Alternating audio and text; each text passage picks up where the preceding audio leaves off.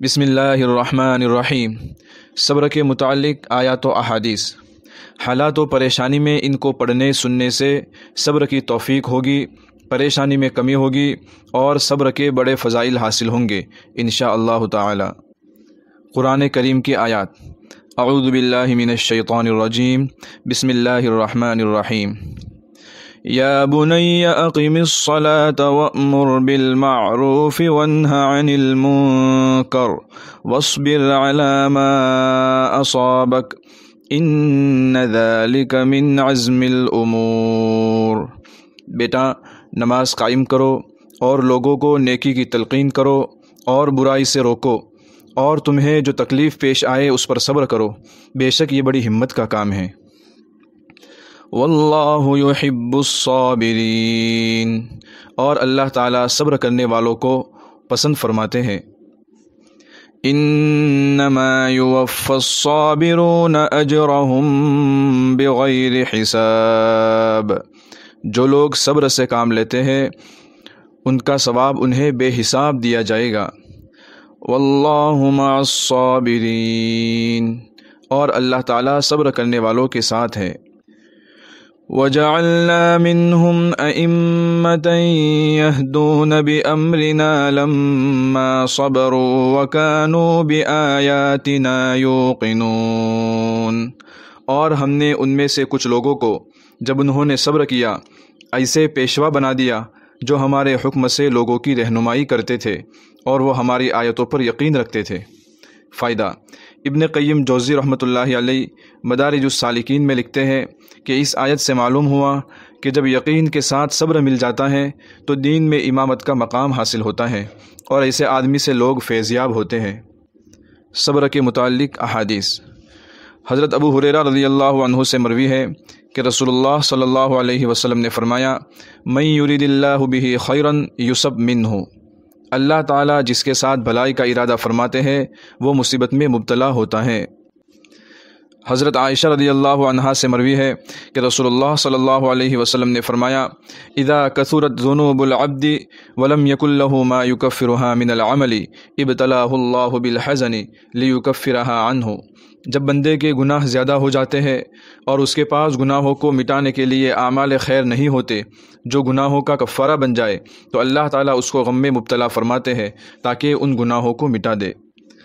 حضرت انس رضی اللہ عنہ سے مروی ہے کہ رسول اللہ صلی اللہ علیہ وسلم نے فرمایا،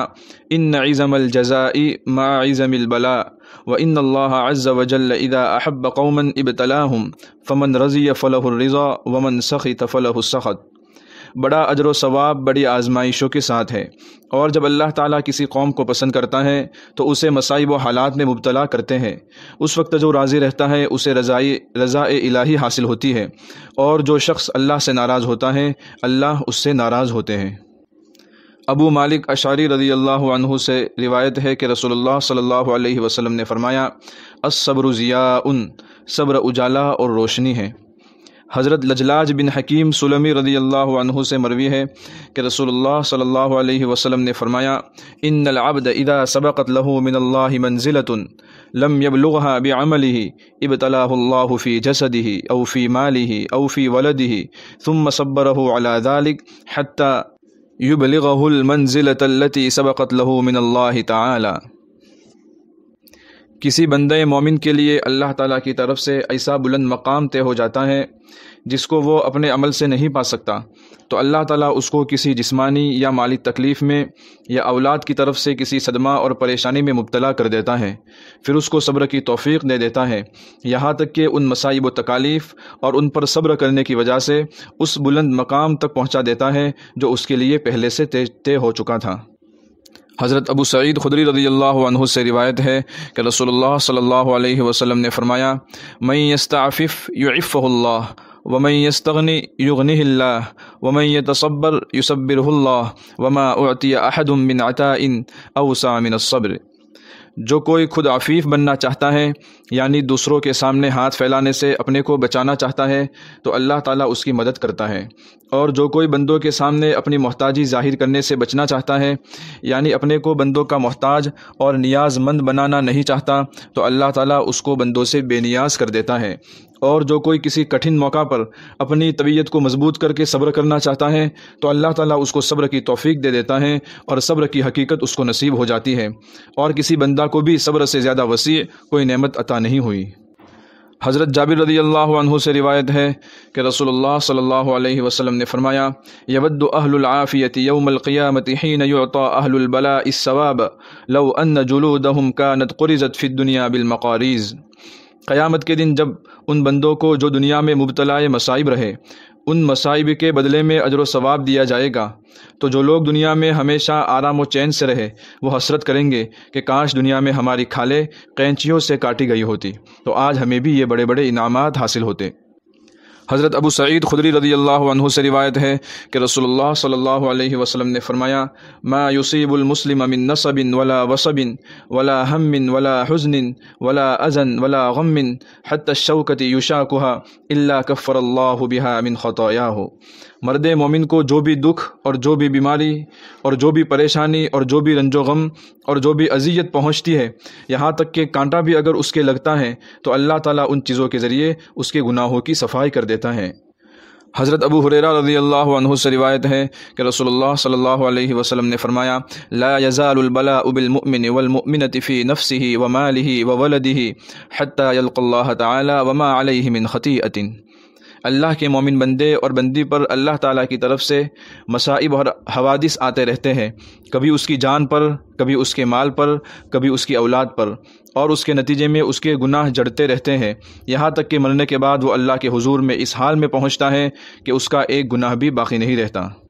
حضرت ابو سعید خدری رضی اللہ عنہ سے روایت ہے کہ رسول اللہ صلی اللہ علیہ وسلم نے فرمایا، اذا اراد اللہ تعالی بعبدہ الخیر عجل له العقوبۃ فی الدنیا۔ جب اللہ تعالیٰ اپنے کسی بندہ کے ساتھ بھلائی کا ارادہ کرتا ہے تو اسے اس کے گناہوں کی سزا جلد ہی دنیا میں دے دیتا ہے۔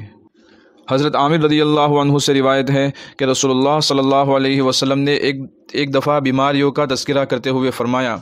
ان المؤمن اذا اصابه السقم ثم اعفاه الله عز وجل منه كان كفارة لما مضى من ذنوبه وموعظة له فيما يستقبل، وان المنافق اذا مرض ثم اعفي كان كالبعير عقله اهله ثم ارسلوه فلم يدري لما عقلوه ولم يدري لما ارسلوه۔ جب مرد مومن بیماری میں مبتلا ہوتا ہے پھر اللہ تعالیٰ اس کو صحت و عافیت دیتا ہے تو یہ بیماری اس کے پچھلے گناہوں کا کفارہ بن جاتی ہے اور مستقبل کے لیے نصیحت و تنبیہ کا کام کرتی ہے، اور خدا و آخرت سے غافل و بے پرواہ منافق آدمی جب بیمار پڑتا ہے اور اس کے بعد اچھا ہو جاتا ہے تو وہ اس سے کوئی سبق نہیں لیتا اور کوئی نفع نہیں اٹھاتا۔ اس کی مثال اس اونٹ کی سی ہے جس کو اس کے مالک نے باندھ دیا پھر کھول دیا، لیکن اس کو کوئی احساس نہیں کیوں اس کو باندھا اور کیوں کھولا۔ حضرت انس بن مالک رضی اللہ عنہ سے مروی ہے کہ رسول اللہ صلی اللہ علیہ وسلم نے فرمایا، ما من عبد یبتلیہ اللہ ببلاء فی جسدہ الا قال اللہ للملک اکتب له صالح عملہ الذی کان یعمل فإن شفاہ غسلہ وطہرہ وإن قبضہ غفر لہ ورحمہ۔ جب اللہ تعالیٰ کسی بندہ کو جسمانی بیماری میں مبتلا کرتے ہیں تو فرشتہ سے فرماتے ہیں کہ اس کے نامہ اعمال میں تم وہ نیک عمل لکھتے رہو جو یہ اس بیماری سے پہلے کرتا تھا، پھر اگر اللہ تعالیٰ نے اس بندہ کو شفا دی تو اس کو گناہوں سے پاک صاف فرما دیتے ہیں، اور اگر اسے اٹھا لیتے ہیں تو اس کی مغفرت فرما دیتے ہیں اور اس پر مہربانی فرماتے ہیں۔ حضرت ابو امامہ رضی اللہ عنہ سے روایت ہے کہ رسول اللہ صلی اللہ علیہ وسلم نے فرمایا، یقول اللہ تبارک و تعالی، یا ابن آدم ان صبرت واحتسبت عند الصدمۃ الاولى لم ارض لك ثوابا دون الجنۃ۔ اللہ تعالیٰ کا ارشاد ہے کہ اے ابن آدم، اگر تو نے شروع صدمہ میں ہی صبر کیا اور میری رضا اور ثواب کی نیت کی تو میں نہیں راضی ہوں گا کہ جنت سے کم اور اس کے سوا کوئی ثواب تجھے دیا جائے، یعنی میں تجھے جنت دے کر ہی راضی ہوں گا۔ صبر کا مطلب ہے شکوے شکایات سے بچنا، زبان کو بھی شکایات سے بچانا اور دل کو بھی شکایات کے غبار سے صاف رکھنا، نیز اللہ تعالیٰ کے احکامات کو بجا لانے میں اور گناہوں سے بچنے میں نفس پر جو بوجھ پڑتا ہے اس کو برداشت کرتے ہوئے احکامات الہی پر جمنا اور ثابت قدم رہنا۔ اللہ تعالیٰ ہمیں موقع پر ان آیات و احادیث پر عمل کرنے کی توفیق عطا فرمائے۔